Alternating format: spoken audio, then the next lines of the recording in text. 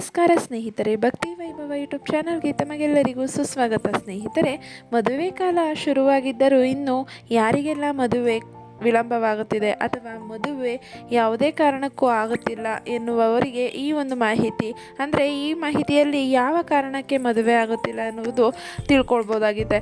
ಹಾಗೆ ಮದುವೆ ವಿಳಂಬ ಯಾಕೆ ಆಗ್ತಿದೆ, ಪ್ರಮುಖ ಕಾರಣ ಏನು, ಜ್ಯೋತಿಷ್ಯದ ಪ್ರಕಾರ ಯಾಕೆ ಮದುವೆ ವಿಳಂಬ ಆಗುತ್ತೆ, ಅದಕ್ಕೆ ಪರಿಹಾರ ಏನು ಅನ್ನೋದನ್ನು ವಿಡಿಯೋ ಮೂಲಕ ತಿಳ್ಕೊಳ್ಳೋದಕ್ಕಿಂತ ಮುಂಚೆ ದಯವಿಟ್ಟು ಚಾನಲನ್ನು ಸಬ್ಸ್ಕ್ರೈಬ್ ಮಾಡ್ಕೊಳ್ಳಿ. ವಿಡಿಯೋ ಇಷ್ಟ ಆಯಿತು ಅಂದರೆ ವಿಡಿಯೋಗೆ ಲೈಕ್ ಮಾಡಿ, ಶೇರ್ ಮಾಡಿ, ಕಮೆಂಟ್ ಬಾಕ್ಸ್ನಲ್ಲಿ ನಿಮಗೆ ಇಷ್ಟವಾದ ದೇವರ ಹೆಸರನ್ನು ಕಮೆಂಟ್ ಮಾಡಿ. ಸ್ನೇಹಿತರೆ, ಮದುವೆ ವಿಳಂಬ ಆಗುತ್ತಿದ್ದರೆ ಜ್ಯೋತಿಷ್ಯ ಕಾರಣಗಳು ಒಂದಷ್ಟು ಇದ್ದಾವೆ ಅಂತಲೇ ಹೇಳ್ಬೋದು. ಯಾಕಪ್ಪ ಮದುವೆ ಸ್ವರ್ಗದಲ್ಲಿ ನಿಶ್ಚಯ ಆಗಿರುತ್ತದೆ ಎಂಬುದು ಜನಪ್ರಿಯವಾದ ಮಾತು. ಎಷ್ಟೋ ಮಂದಿಗೆ ಪ್ರಾಪ್ತ ವಯಸ್ಸಿನಲ್ಲಿ ಮದುವೆ ಆಗೋದಿಲ್ಲ, ಇನ್ನು ಕೆಲವರು ಮದುವೆಯೇ ಆಗುವುದಿಲ್ಲ, ಇನ್ನು ಕೆಲವರು ಮದುವೆಯೇ ಆಗದೇನೆ ಹೀಗಾಗತ್ತೆ ಅನ್ನೋದನ್ನು ಅರ್ಥಕೊಂಡಿರೋಲ್ಲ. ಹಾಗೆ ಜ್ಯೋತಿಷ್ಯ ರೀತಿ ಕಾರಣದಿಂದ ವಿಶ್ಲೇಷಣೆ ಮಾಡಿ ಒಂದಷ್ಟು ಕಾರಣಗಳನ್ನು ನಿಮಗೆ ಹೇಳ್ಬೋದು. ಅಂದರೆ ಪ್ರೇಮ ವೈಫಲ್ಯ ಹಾಗೂ ಆ ಮೂಲಕ ವಿವಾಹ ವಿಳಂಬ, ಇನ್ನೇನು ಮದುವೆಯೇ ಆಗಿಯೇ ಹೋಯಿತು ಅಂದುಕೊಳ್ಳೋಷ್ಟರಲ್ಲಿ ಮದುವೆ ಮುರಿದು ಬಿಡೋದು, ಏನೋ ನೆಪಗಳಿಂದ ಮದುವೆ ಕೂಡಿ ಬಾರದಿರುವುದು, ಹೀಗೆ ಆಗುವುದಕ್ಕೆ ಕಾರಣ ಏನು ಎಂಬುದನ್ನು ಬಹಳ ಸರಳವಾಗಿ ವಿವರಣೆ ಆಗುತ್ತೆ. ಅಂದರೆ ಅದು ಕೂಡ ಮುಖ್ಯಾಂಶಗಳ ರೀತಿಯಲ್ಲಿ ನಿಮಗೆ ಹೇಳೋದಕ್ಕೆ ಬರ್ತಾ ಇದ್ದೀನಿ. ಮೊದಲನೇದಾಗಿ ಆ ಜಾತಕರ ಜನ್ಮರಾಶಿ ಹಾಗೂ ಲಗ್ನ ಯಾವುದು ಅಂತ ನೋಡಬೇಕು. ರಾಶಿ ಅಥವಾ ಲಗ್ನದಿಂದ 7ನೇ ಮನೆಯಲ್ಲಿ ಶನಿ ಇದ್ದರೆ ಅಥವಾ ಆ ಮನೆಗೆ ಶನಿಗ್ರಹವು ಅಧಿಪತಿಯಾಗಿದ್ದರೆ ಅಥವಾ ಶನಿಗ್ರಹದ ಪೂರ್ಣ ದೃಷ್ಟಿಯಲ್ಲಿ ನಿಮ್ಗೇನಾದರೂ ಇದ್ದರೆ, ಅಂದರೆ ಶನಿಗೆ ತಾನು ಇರುವ ರಾಶಿಯಿಂದ 3, 7, 10ನೇ ಮನೆಯ ಮೇಲೆ ಪೂರ್ಣ ದೃಷ್ಟಿ ಇರುತ್ತದೆ, ಅದು ಕೂಡ ಮದುವೆ ತಡ ಆಗ್ಬೋದು ಅಂತ ಹೇಳ್ತಿದ್ದಾರೆ.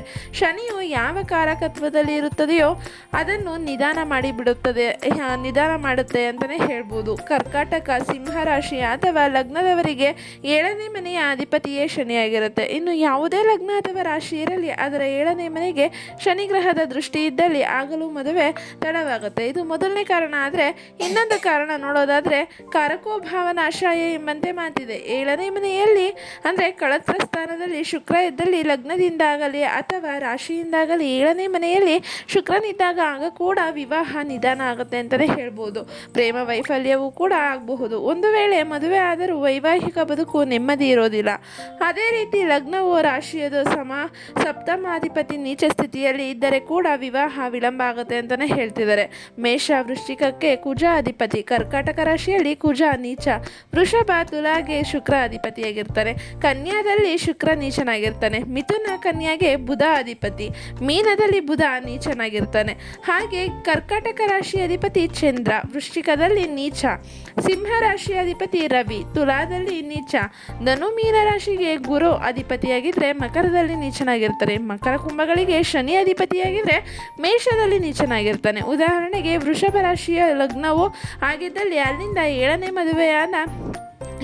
ಮನೆಯಾದ ವೃಶ್ಚಿಕ ರಾಶಿಯ ಅಧಿಪತಿಯಾದ ಕುಜ ಕರ್ಕಾಟಕ ರಾಶಿಯಲ್ಲಿ ಇದ್ದರೆ ಆಗ ವಿವಾಹ ತಡವಾಗುತ್ತೆ ಅಂತಲೇ ಹೇಳ್ಬೋದು. ಮೇಷಕ್ಕೆ 7ನೇ ಮನೆ ತುಲಾ ರಾಶಿ ಇರ್ಬೋದು, ವೃಷಭಕ್ಕೆ 7ನೇ ಮನೆ ವೃಶ್ಚಿಕ, ಹಾಗೆ ಮಿಥುನಕ್ಕೆ ಧನು 7ನೇ ಸ್ಥಾನ, ಕರ್ಕಾಟಕಕ್ಕೆ ಮಕರ, ಸಿಂಹಕ್ಕೆ ಕುಂಭ 7ನೇ ಮನೆಯವರ್ಗಾಗಿರ್ತಾರೆ. ಹಾಗೆ ಕನ್ಯಾಗೆ ಮೀನ, ತುಲಾಗೆ ಮೇಷ 7ನೇ ಸ್ಥಾನ, ವೃಶ್ಚಿಕಕ್ಕೆ ವೃಷಭ, ಧನುವಿಗೆ ಮಿಥುನ 7ನೇ ಮನೆ, ಮಕರ ಕುಂಭಗಳಿಗೆ ಕ್ರಮವಾಗಿ ಕರ್ಕಾಟಕ ಹಾಗೂ ಸಿಂಹ 7ನೇ ಮನೆಯಾದಲ್ಲಿ ಮೀನಕ್ಕೆ ಕನ್ಯಾ ಕಳತ್ರ ಸ್ಥಾನ ಆಗಿರುತ್ತೆ.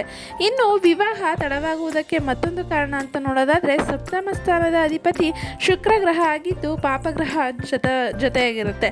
ಅಂದರೆ ಪಾಪಗ್ರಹ ಯುತಿ ಇದ್ದಾಗಲಿ ಅಥವಾ ಪಾಪಗ್ರಹಗಳೇ ಇದ್ದಾಗಲೂ ವಿವಾಹ ತಡ ಆಗುತ್ತೆ.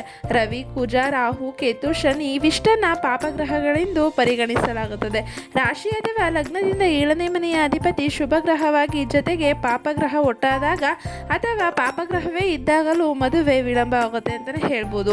ಯಾವುದೇ ರಾಶಿ ಲಗ್ನವಾದರೂ ಇದು ಅನ್ವಯ ಆಗುತ್ತೆ ಅಂತಲೇ ಹೇಳ್ಬೋದು. ಹಾಗೆ ಸರ್ಪಶಾಪ ಇದ್ದರೂ ಕೂಡ ವಿವಾಹ ವಿಳಂಬ ಆಗುತ್ತೆ ಅಂತಲೇ ಹೇಳ್ತಾ ಇದ್ದಾರೆ. ಜಾತಕದಲ್ಲಿ ಸರ್ಪದೋಷ, ಘಟಕಾಳ ಸರ್ಪ ದೋಷದಿಂದಾಗಿ ವಿವಾಹ ವಿಳಂಬ ಆಗುತ್ತೆ.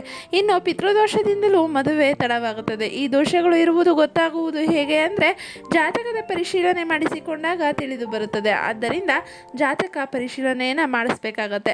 ಮತ್ತು ಕೆಲವು ಸಲ ಮನೆಯ ಹಿರಿಯರು ತಂದೆ ತಾಯಿ ಯಾವುದಾದರೂ ದೇವರಿಗೆ ಹರಕೆ ಹೇಳಿಕೊಂಡು ಅದನ್ನು ಈಡೇರಿಸದೆ ಹಾಗೆ ಬಿಟ್ಟಿದ್ದಾಗಲೂ ವಿವಾಹ ವಿಳಂಬ ಆಗುತ್ತೆ ಅಂತಲೇ ಹೇಳ್ಬೋದು. ಇನ್ನು ಕೆಲವರು ತಮ್ಮ ಮನೆಯ ದೇವರ ಆರಾಧನೆಯನ್ನು ವರ್ಷಗಟ್ಟಲೆ ಮಾಡಿರೋದಿಲ್ಲ, ದೇವರಿಗೆ ನಡೆದುಕೊಂಡಿರುವುದಿಲ್ಲ. ಉದಾಹರಣೆಗೆ ಮುನೇಶ್ವರ ಗ್ರಾಮ ದೇವತೆಗಳು. ಹೀಗೆ ಆಗಲು ಮದುವೆಗೆ ನಾನಾ ವಿಘ್ನಗಳು ಎದುರಾಗುತ್ತೆ ಅಂತಲೇ ಹೇಳ್ಬೋದು. ನಂತರ ಕೊನೆಯದು ಬಂದು ಹಾಗೂ ಮುಖ್ಯವಾದದ್ದು ಮುತ್ತೈದೆಯರ ಶಾಪ. ಹೆಣ್ಣು ಮಕ್ಕಳಿಗೆ ನೋಯಿಸಿದ್ದರೆ ಅದೇ ದುಃಖದಲ್ಲಿ ಅವರು ಶಾಪ ಹಾಕಿದ್ದರೆ ಆಗಲೂ ವಿವಾಹದಲ್ಲಿ ವಿಳಂಬ ಆಗುತ್ತೆ ಅಂತಲೇ ಹೇಳ್ಬೋದು.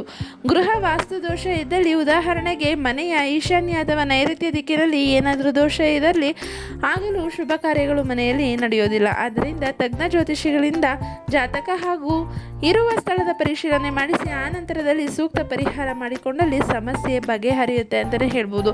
ಇದಿಷ್ಟು ಮದುವೆ ವಿಳಂಬ ಆಗೋದಕ್ಕೆ ಕಾರಣ. ಆದರೆ ಹಾಗೆ ಪರಿಹಾರ ಏನಪ್ಪ ಇರುತ್ತೆ ಅಂತ ನೋಡೋದಾದರೆ, ನೀವು 21 ಸೋಮವಾರಗಳು ಶಿವ ಪಾರ್ವತಿಗೆ ಹೋಗಿ ಪೂಜೆಯನ್ನು ಮಾಡಿಸ್ಬೇಕಾಗತ್ತೆ. ಹಾಗೆ ಓಂ ನಮೋ ನಾರಾಯಣಾಯ ಈ ಒಂದು ಮಂತ್ರವನ್ನು ನೀವು ದಿನಾಲು 108 ಬಾರಿ ಜಪಿಸಿದ್ದೇ ಆಗಿದ್ದಲ್ಲಿ ನಿಮಗೆ ಮದುವೆ ಯೋಗ ಬೇಗ ಕೂಡಿ ಬರುತ್ತೆ.